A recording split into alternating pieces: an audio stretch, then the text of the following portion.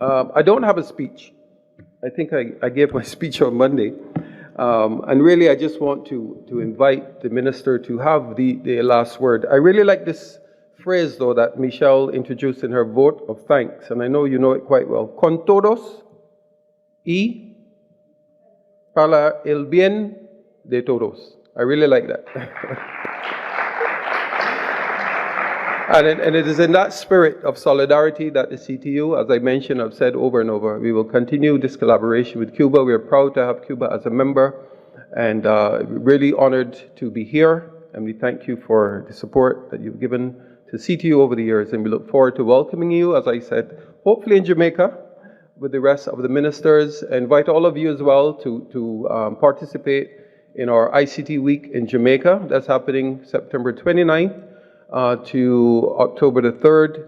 We have our ministerial seminar. We will be talking about some of these topics and some of the policy implications around artificial intelligence, around sovereign satellite connectivity in the Caribbean, around building more resilient infrastructure, data governance, and so on. The support for the youth network, we'll be tabling a number of resolutions there within ICT Week.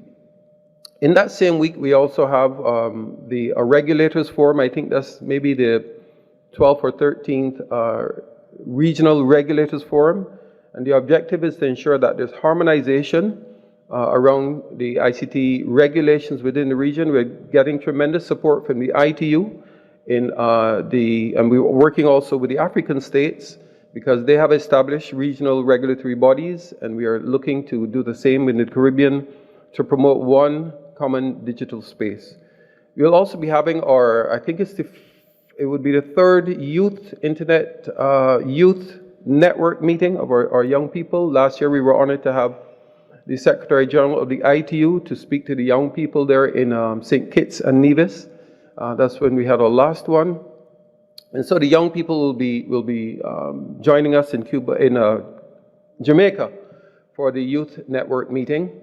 And we will also be having a workshop for persons with disabilities. So how can we leverage technology to support persons with disabilities, the blind, hearing impaired, and so on. The ITU will be joining us there for our Partner to Connect, a workshop. So the ITU has a global pledging platform for persons and companies and organizations that want to promote connectivity, and they'll be having a bilateral meeting there with Jamaica on how they can leverage the Partner to Connect pledging platform to support connectivity in Jamaica. And the UPU, I don't see Tracy here, but the UPU will also be doing a repeat of the workshop that they did here in Cuba, in Jamaica, working with the Postal Union. And I signed an MOU with the Director General of the Universal Postal Union in 2022 to promote cooperation and digital transformation of the postal sector. When I worked in Barbados as the Chief Digital Technology Officer, we worked very closely, working along with the postal sector to deliver the credentials, passports, driver's license, so persons can apply, and it's a door-to-door service. No need to go to a government office. And so there's tremendous opportunities for collaboration with the postal sector.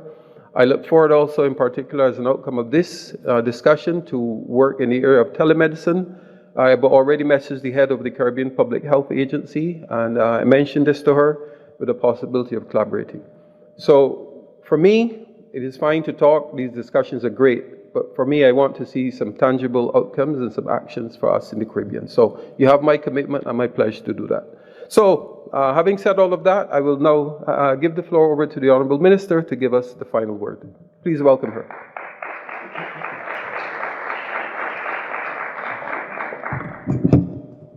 Buenas tardes a todos. Comienzo a agradecer. Good afternoon, everyone. I just want to thank the Secretary General, and I reaffirm, the comments, the points raised by many of the participants here. It is a source of satisfaction and pleasure for us, and it's also a source of joy, to continue to support unity within the Caribbean and our peoples, distinguished participants, young people and colleagues from the Caribbean. as we come to the end of this 21st Foreign Governance in the Caribbean and the 4th Youth Forum. Let me recognize the energy that you have contributed to these spaces of dialogue and cooperation. These forums are a reflection of our diverse, vibrant, and region in order to address the challenges and opportunities of the digital environment with responsibility and shared vision.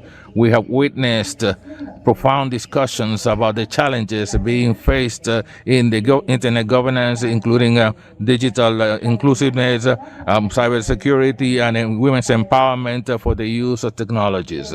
But most inspiring has been the active participation of the Caribbean young people who have shown with their ideas and leadership and proposals that the driver to have a more safer internet is them. This event has shown us that the Caribbean young people are prepared to own these digital technologies, but can also shape policies and promote initiatives and develop solutions so that our internet can be a space of equity, diversity, and sustainable development.